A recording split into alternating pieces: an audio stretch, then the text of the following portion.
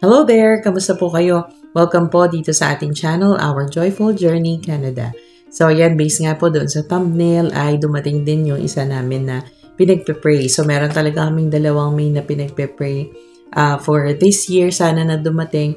Yung isa, unang-una ay yung PR status. So I hope mag-grant yun. Unfortunately, we are still waiting for that. And ikalawa po yung child benefit namin na or ng mga bata na of course alam natin na malaking-malaki ang naitutulong nito, lalo na sa mga low-income families katulad namin ng mga bagong dating dito sa Canada, which is of course hindi pa kami nakakapag-land ng kumbaga magandang trabaho talaga, kasi nga syempre kailangan mo pang mag-aral, mag-training yan, and usually yung mga yan ay mas maganda kung permanent ka kasi yung sa mga sponsorship na training, parang halos hindi na sila nagre-receive ng mga applicants na hindi PR. So gusto talaga nila ay PR. Ganun din sa pag-aaral. Kung mag-aaral naman, napakamahal kapag hindi ka PR, although working ka dito, pwedeng mag-aaral, but you will be considered international student at sobrang laki naman ng iyong gagastusin para sa tuition. So, ayan nga, dumating na siya, and magkano ba ang aming child benefit?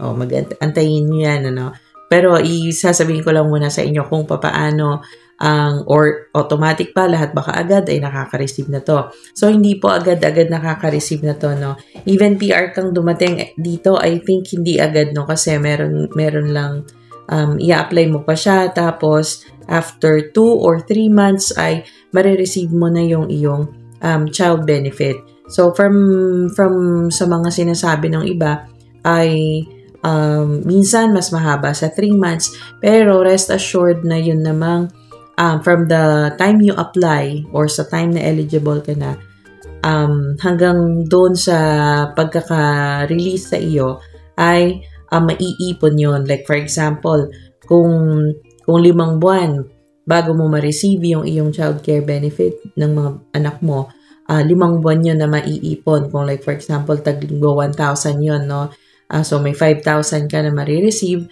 doon sa iyong child benefit. Okay, so again, ito po ay hindi siya automatic. So paano naman sa mga working class, for example?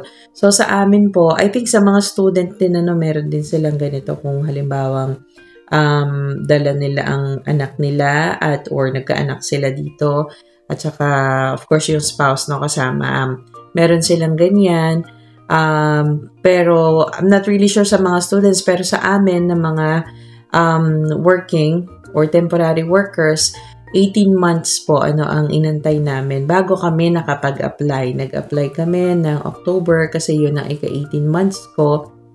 April ako dumating dito. Tapos, October naman ay nag-apply ako. Huwag kayo mag-a-apply nang wala pa kayong 18 months kasi syempre, tatanungin nyo doon, hindi rin kayo magiging eligible, Kumbaga, baka hindi rin kumbaga, maano din yung paper nyo. Hindi din nila i-process. So, kapag naka-18 months na kayo, saka lang kayo mag-apply. And then, we waited for 2 months. Akala nga namin, January ito dadating yan, So, 2 months ay nag-ano na siya. Tumawag ako actually kasi dahil lang sa ang ano ko lang is baka meron kaming kulang na papeles, ganyan sa CRA, tumawag ako dyan.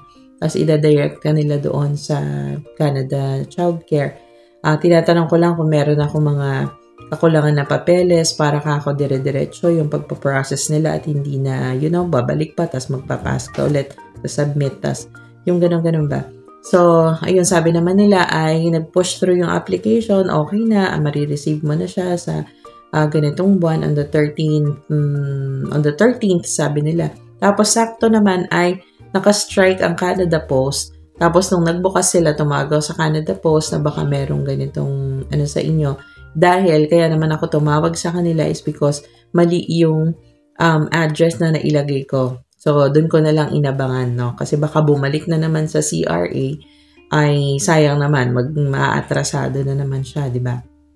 So, ayun na nga, tumawag din sa akin yung Canada Post na andun na nga daw yung, meron akong check from CRA and pwede ko na siyang pick upin. So, ito nga ang aming na-receive for the month of December. So, November and December po ito, ano. Ayan. Ayan. So, ang aming na-receive ay tara, naduling akong gano'n nung makita ko siya. Naduling ako sa tuwa. Ayan. Ayan po, ano. Yung nasa taas, yung this one. Ayan. Yung 2,000. Yun yung monthly na. Makikita ba? Marireceive. And then, yung nasa baba naman, yun yung 2 buwan. So, meron kaming $4,442.14. Ayan. Di ba ang saya-saya, no? Talagang maaano ka eh. Ano yan? Pagka ikay nalulumbay, tapos makaka-receive ka ng ganito, bigla kang masisiyahan sa buhay mo eh. Hindi naman sa tayo ay yun na lang ang nagpapaligaya sa atin. Pero, syempre, ang pera ay pera. Malaking tulong yan eh, di ba? Ano ba ang bumubuhay sa atin?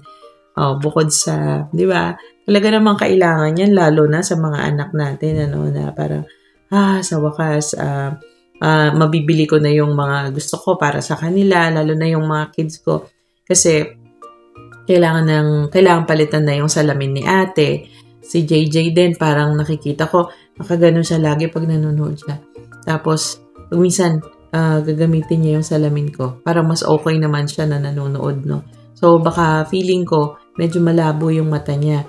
And, ayun, pwede na namin ipa-check ngayon, ano. Tapos, yung kay ate nga, papalitan na yung salamin niya. Makakapagpapalit na kami. Kasi, mahal po yun eh, ang salamin talaga. Kung, isa yan sa ano nyo, no, tip ko, kung yung mga anak nyo, meron silang, or sinasuspect ninyo na malabo ang mata, dyan sa Pilipinas, ipa-check nyo na.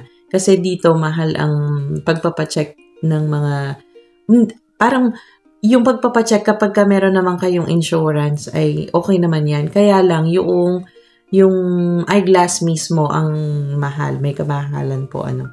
Gano'ng kamahal? Siguro nagre-range ng mga 200 pataas. Ganon. So, medyo malaki-laki din. Tapos dental pa. Yung dental nyo, although kung may insurance kayo ay covered naman yung ilang percent. Pero medyo malaki-laki pa rin. Like ako last year, ang ginastos ko or this year pala, ang ginastos ko sa dental is parang 160 something, ganon. Syempre, malaki din yun, di ba? Sayang din yung ano na yun. Para sa amin malaki na yun kasi syempre kami ay mga major BROKE dito sa Canada, sa aming bagong buhay na. Pero sabi ko hindi naman big deal yun kasi merong mga ganito, may mga plans naman kami para hindi naman kami laging ganito dito. Tapos yan, may mga dumarating na biyaya na ganyan from the government. Like, ang laki-laking tulong din talaga.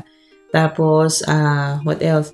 Yun, no, yung mental baggage talaga para sa parent. Kasi, ang laking ano niyan. Tapos, may mga bagay na sometimes gusto mong ibili sila. Tapos, hindi ka makabili kasi sakto lang yung kinikita. Ganyan, di ba? Pero ngayon, kahit papaano, meron ka nang natatabi. Meron ka ng, or like for emergency, meron ka ng ganyan. Or pwede din yung iba. Actually, kanina nga, ano ko siya sa bank. Tapos sabi ng teller doon,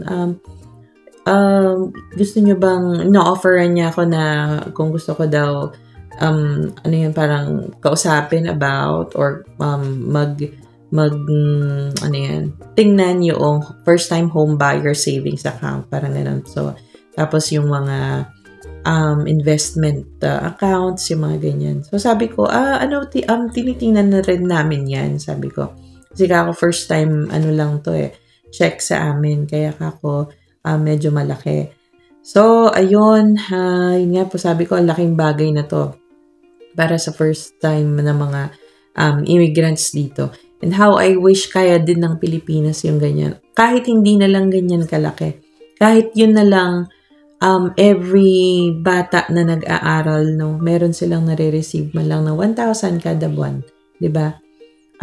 Sagot na 'yun sa pamasahe ng mga bata, 'di ba? Sa pag-aaral nila, baon, pamasahe, mga needs nila sa school, o lahat-lahat na 'yan. Kasi ako talaga, nung naging teacher ako, tapos meron akong kasama sa bahay na kasama ko siya sa bahay, tapos may anak siyang pinapaaral sa high school.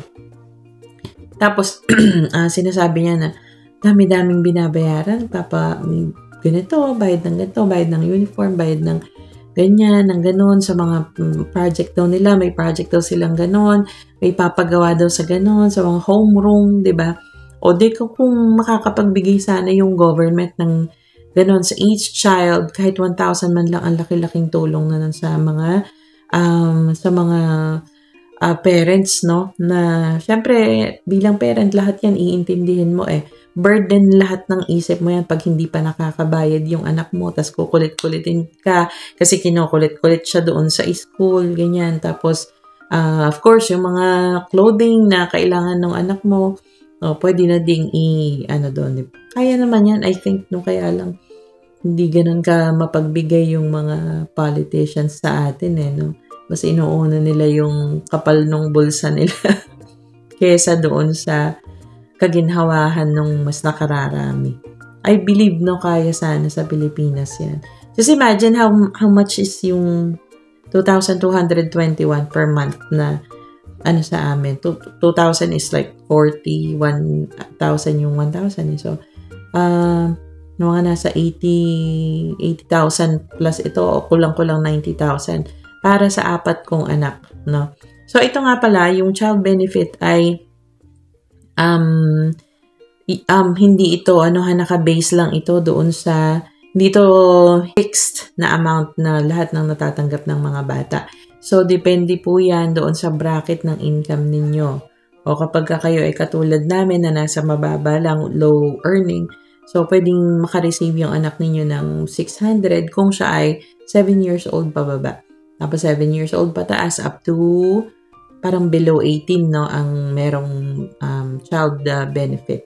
Ayan. Tapos, kasi ako ang mga anak ko is ages 13, 11, 8, and 3. Ayun. So, yung 3 ang pinakamalaki yung nare-receive. So, dun sa 3, I'm not sure kung magkano yung nare-receive nila kasi na to kumbaga in total na yung wala namang nakalagay.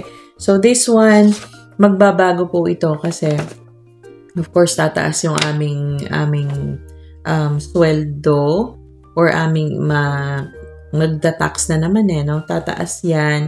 So, baka bumaba kami next year ng around July. Kasi ito, yung 2,221 per month, marireceive namin yan up to June. Ayan, nakalagay yun dito, tingnan nyo, So, ayan.